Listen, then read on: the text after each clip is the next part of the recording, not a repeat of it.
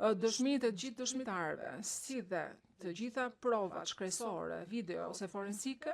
tregojnë se këto krime janë kryer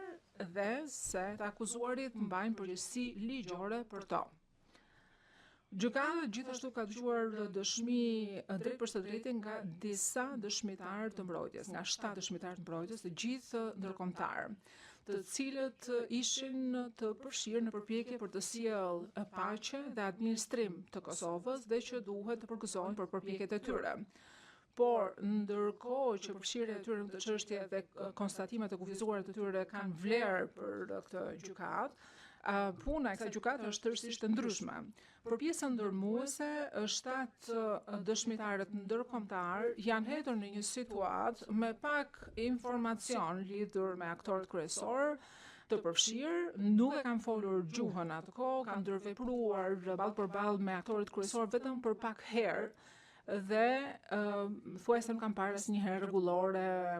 urtat dhe komunikatat e UÇK-s, se nuk ishin fare të njohur me strukturën e UÇK-s.